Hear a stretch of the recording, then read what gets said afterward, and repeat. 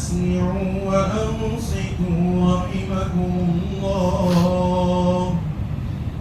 أسمعوا أنصتوا واسمعوا رحمني ورحمكم الله.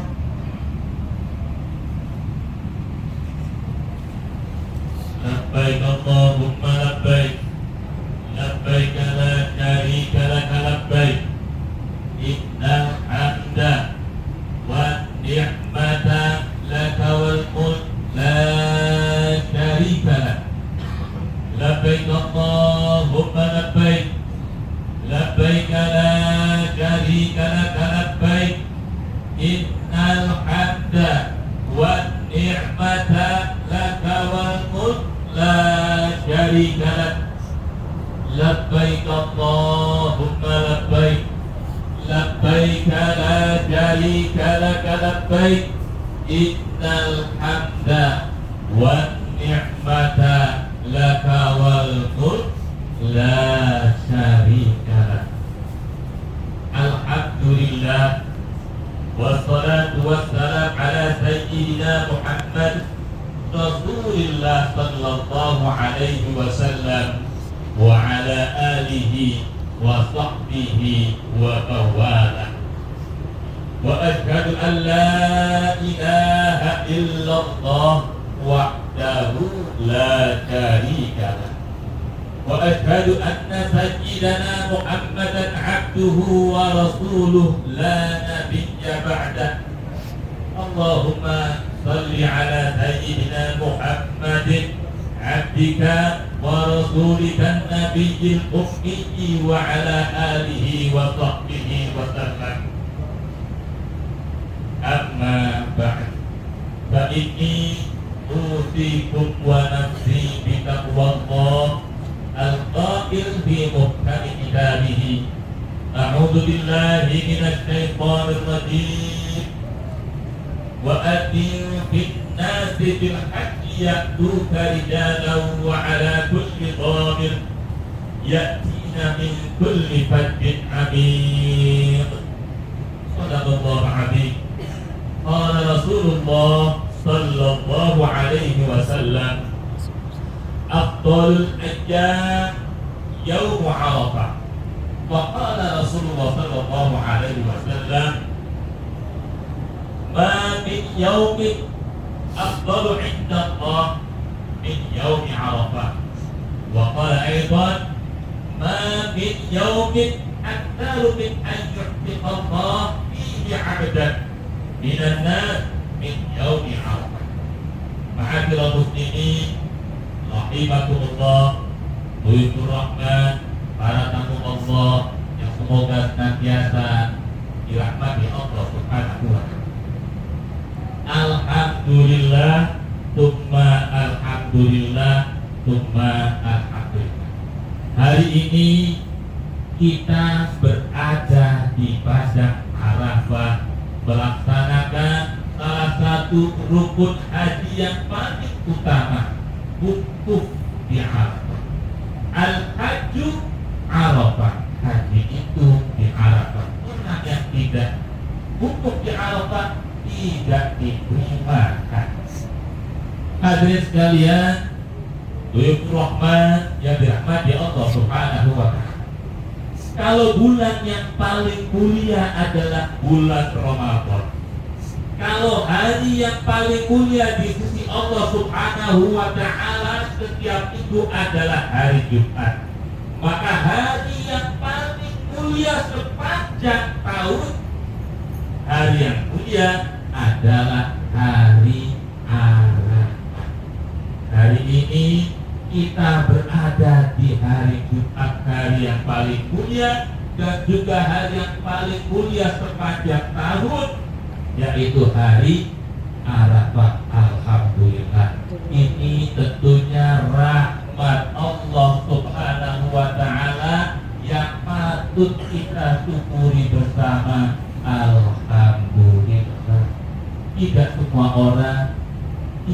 semua orang menjadi tamunya pada tahun ini. Hadirin sekalian yang dirahmati Allah Subhanahu wa ta'ala, Pada hari ini syaitan, iblis terlihat sangat kurus. Setan, iblis menangis meraung-raung. Kenapa?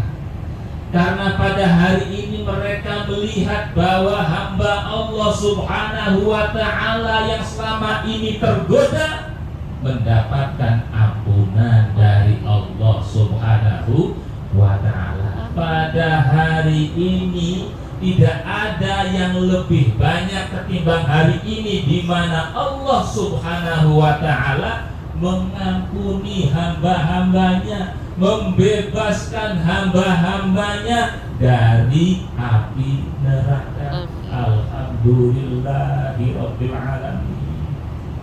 Dhuyufur Rahman yang dirahmati Allah Subhanahu wa ta'ala. Dalam satu riwayat dikatakan, Imamuna Hujjatul Islam Al-Ghazali pernah menanyakan kepada murid-muridnya, wahai murid-muridku, apa yang paling dekat dengan diri kita? Murid-muridnya menjawab, orang tuanya. Murid-muridnya lagi menjawab, guru-guru kita, sahabat kita, dan lain sebagainya. Tapi kemudian Imamuna Al-Ghazali mengatakan, yang paling dekat dengan kita adalah kematian. Kullu nafsin dha'iqatul maut. Setiap yang berjiwa pasti akan merasakan kematian. Kita semua pada akhirnya akan dipanggil Allah Subhanahu wa ta'ala. Siapapun yang pernah berkuasa pada akhirnya dipanggil Allah Subhanahu wa ta'ala.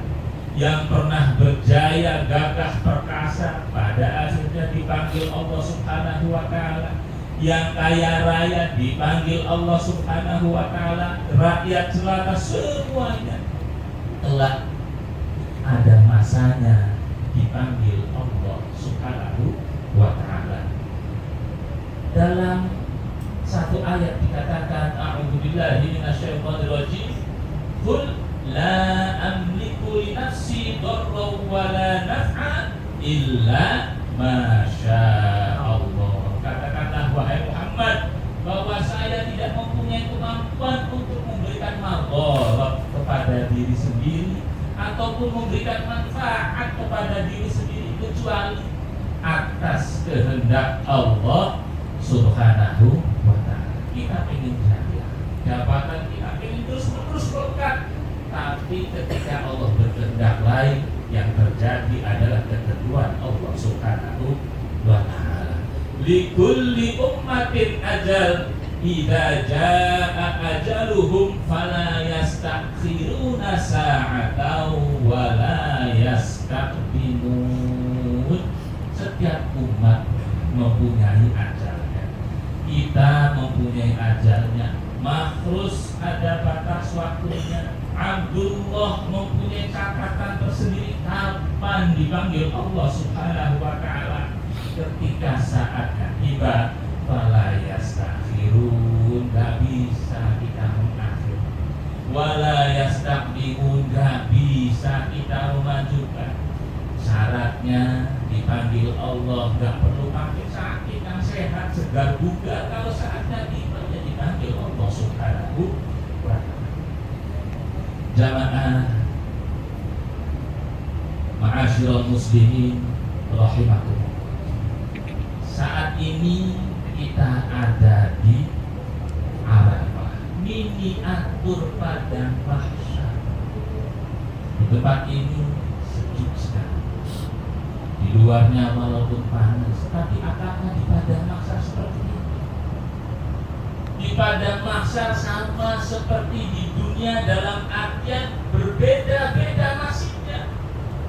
Di padang mahsyar ada yang merangkak, di padang mahsyar ada yang ngesot, ada yang berjalan kaki, ada yang naik kendaraan, ada yang kepanasan luar biasa, ada yang berenang dengan keringatnya. masing-masing ditentukan oleh amal perbuatannya selama hidup di dunia. Saat ini kita sedang melakukan ibadah haji. Berharap saat ini kita mendapatkan maghfirah dari Allah Subhanahu wa Ta'ala, mendapatkan ampunan dari Allah Subhanahu wa Ta'ala, mendapatkan ridhonya dari Allah Subhanahu wa Ta'ala. Hari ini kita diperintahkan untuk muhasabah diri, untuk mengevaluasi diri, untuk mengintrospeksi diri, apa yang sudah kita persiapkan untuk berjumpa dengan Allah Subhanahu wa Ta'ala. Untuk hari tua kita luar biasa mempersiapkannya. Nanti kalau pensiun tiba, saya sudah mempersiapkan ini itu, padahal belum tentu umur kita sampai. Tetapi hari akhirat pasti terjadi. Kadang kita lalai, kita belum mempersiapkan apa-apa, tiba-tiba keburu dipanggil oleh Allah Subhanahu wa Ta'ala. Ma'asyiral muslimin rahimakumullah. Kemarin kita bahas ada perbedaan orang mukmin, ada perbedaan orang kafir saat hendak dipanggil Allah Subhanahu wa Ta'ala. Ketika orang mukmin berjumpa dengan dunia akhirat, man ahabba liqa Allah ahabballah liqa'ah.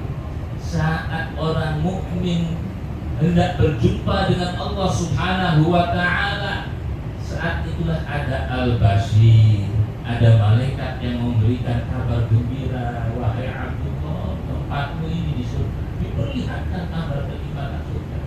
Maka Abdullah begitu senang, yang dia cintainya malah ini segera meninggalkan dunia menuju akhirat. Karena apa? Gambaran kenikmatan surga yang akan didapatkan. Begitu dia ikhlas, ridho, ingin segera meninggalkan dunia, Allah mencintainya, melimpahkan rahmat dan anugerahnya. Ini yang kita harapkan. Kita meninggal dalam keadaan husnul khotimah. Berbeda dengan orang kafir, berbeda orang-orang yang meninggalkan dalam kemaksiatan su'ul khotimah. Maka saat ajal tiba dia berontak, dia gak mau. Karena apa? Yang dilihatnya adalah ancaman-ancaman Allah Subhanahu wa Ta'ala. Maka dia gak mau. Dia gak mau meninggalkan dunia. Maka saat dia tidak ridho meninggalkan dunia, Allah pun menjauhkannya dari segala rahmat dan anugerahnya. Na'udzubillah. Ma'asyiral muslimin rahimakumullah. Saat menjelang kita kembali kepada Allah Subhanahu wa Ta'ala, para malaikat mengelilingi kita. Beda-beda malaikat. Kalau kita termasuk golongan orang-orang yang beriman, amin ya rabbal alamin, maka yang datang malaikat yang wajahnya ceria, putih bersih, mengelilingi, mempersiapkan mengambil ruh yang dicabut oleh malaikat Israfil.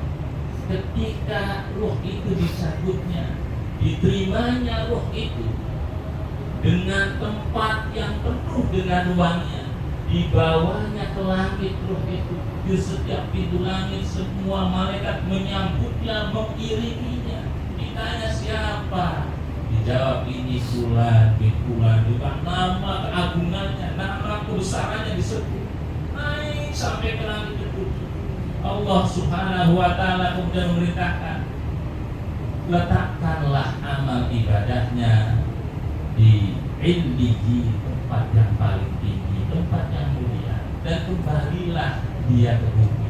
Dia diciptakan dari tanah dan dia kembali ke tanah, dan kelak akan dibangkitkan juga dari tanah. Berbeda orang yang meninggal su'ul khotimah, sama dikelilingi oleh para malaikat, tapi malaikat tersebut sama. Begitu ruhnya dicabut oleh malaikat Israel, disambut, tapi sambutannya beda, bukan dengan tempat yang dari surga, tapi tempat yang dari neraka. Na'udzubillah min dzalik. baunya busuk, ruhnya dibawa ke atas, tetapi setiap pintu langit menolaknya, para malaikat tidak mau menerimanya.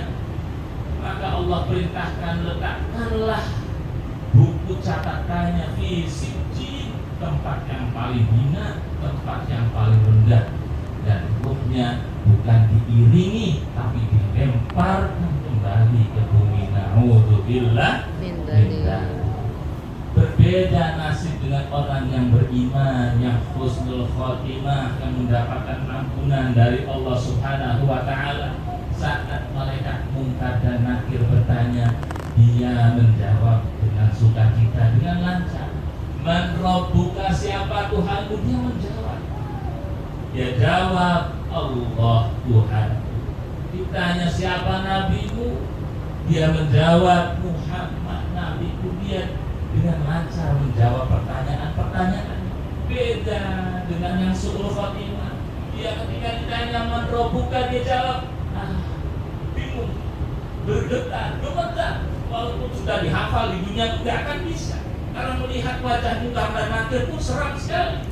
Munkar dan Nakir wajahnya sangat menyeramkan ketika dia datang ke orang kafir, ketika datang kepada orang yang su'ul khotimah. Tapi wajahnya begitu mendamaikan ketika yang ditanya adalah orang-orang yang beriman. Setelah selesai orang yang beriman ditanya oleh malaikat Munkar dan Nakir, maka datanglah menemani itu, datanglah ada orang yang wajahnya menyejukkan sekali yang menemaninya. Baru ditanya siapa? Dijawab, akulah amal perbuatan. Masya Allah. Jadi di alam kubur kita juga akan ditemani. Yang menemani amal kita. Amal kita akan menemani. Bentuknya seperti apa? Sesuai amal kita. Amal kita baik, maka wajah amalnya dalam bentuk yang baik. Amal kita buruk, maka wajahnya dalam bentuk yang buruk rupa. Mudah-mudahan haji kita ini bisa menjadi wasilah, bisa menjadi sebab musabab kita diampuni Allah Subhanahu wa ta'ala, bisa menjadi sebab musabab kita mendapatkan ridho Allah Subhanahu wa ta'ala. Amin ya Allah. Ma'asyiral muslimin yang dirahmati Allah Subhanahu wa ta'ala, ada malaikat yang sampai saat ini belum bertugas, menunggu. Ada satu malaikat yang sampai saat ini menunggu perintah Allah Subhanahu wa ta'ala. Malaikat itu bernama Israfil. Dia menunggu perintah Allah Subhanahu wa ta'ala, kapan dia meniup trompetnya. Saat perintah itu datang, ketika trompet ditiup, maka saat tiupan yang pertama semuanya kaget. Yang mengandung, mengeluarkan isi perutnya, bayinya keluar dengan keadaan prematur.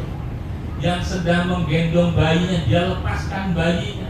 Semua orang seperti dalam keadaan mabuk, kebingungan, tidak saling mengenal siapapun, saking bingungnya ketika mendengarkan trompet yang pertama. Tidak lama kemudian trompet berikutnya, maka semuanya mati, semuanya hancur lebur yang ada di dunia ini, kecuali yang dikehendaki oleh Allah Subhanahu wa ta'ala. Dan terakhir, kita akan dibangkitkan lagi dari alam kubur. Bentuknya beda-beda sesuai dengan amal perbuatan kita. Kita akan dikumpulkan di padang mahsyar. Seperti saat ini kita kumpul wukuf di Arafah, kita nanti akan dikumpulkan di padang mahsyar menunggu hari hisab. Nasib kita, hisabnya di mana? Minta tolong bertahun-tahun, kita nggak jelas nasibnya. Saking nggak kuatnya, kemudian banyak umat manusia, ya Allah kalau mau masuk neraka lah. Ada yang sampai begini saking nggak kuatnya, karena nggak dihisab-hisab.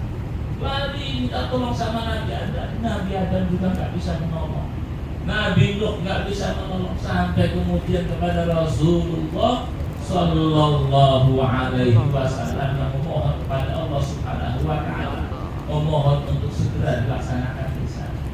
Ma'asyiral muslimin rahimakumullah. umat Nabi Muhammad hidup pada zaman akhir, tapi umat Nabi Muhammad Sallallahu Alaihi Wasallam justru akan dihisab yang pertama kali. Wajahnya bercahaya, bekas wudunya bercahaya, terang benderang wajah umat Nabi Muhammad, sehingga umat-umat Nabi yang lain mereka mengira kalau yang bersama Nabi Muhammad itu nabi-nabi semua, karena terangnya wajah umat Nabi Muhammad Sallallahu Alaihi Wasallam. Di antara umat Nabi Muhammad ada yang nggak tahu hisab. Di antara umat Nabi Muhammad ada yang tidak mengenal sirat. Ada umat yang Nabi Muhammad langsung menuju pintu surga. Masya Allah. Kalau kita salah satunya, Masya Allah, nikmatnya luar biasa. Ada umat Nabi Muhammad adalah kelompok umat yang telah semuanya ditimbang amal berbuatnya terlebih dahulu ketimbang umat-umat yang lain. Nabi Muhammad Shallallahu Alaihi Wasallam begitu sibuk nanti di akhirat. Sibuk apa? Menyelamatkan umatnya. Dilihat di timbangan, ternyata banyak umatnya yang amal kirinya lebih berat ketimbang amal baiknya. Dibawa lagi menuju neraka. Lari lagi, Nabi Muhammad mengejar umatnya, mengejar malaikat untuk apa? Ditarik umatnya, timbang lagi. Ternyata memang lebih berat, amal kiri lebih berat.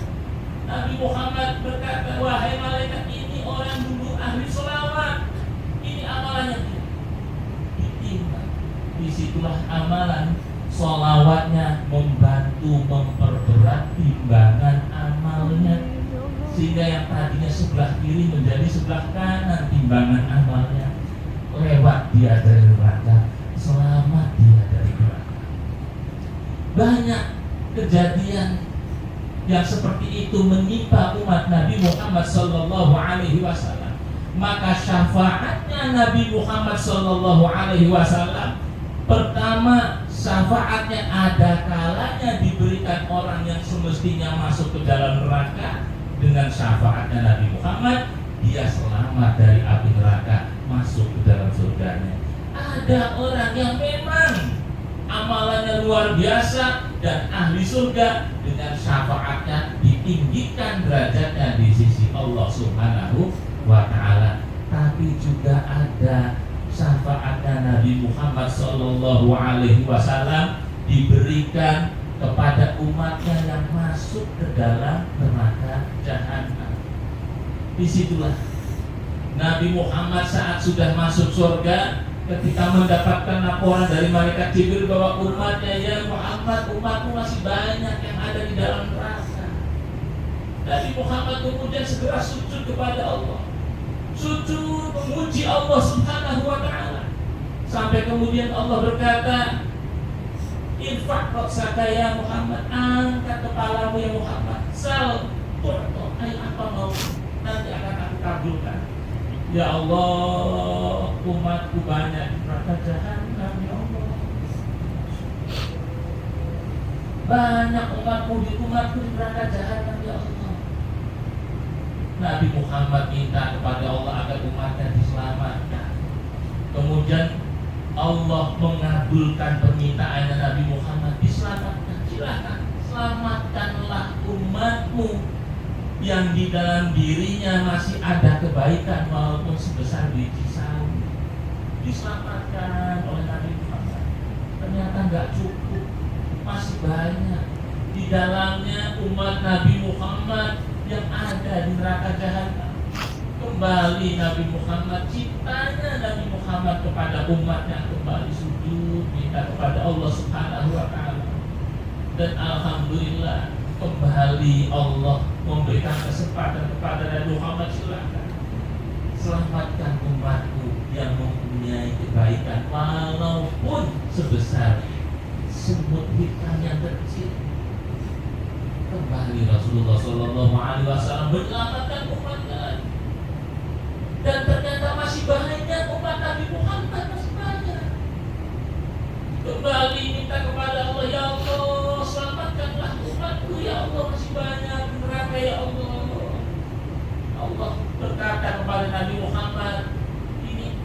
umatku sudah tak punya kebaikan lagi.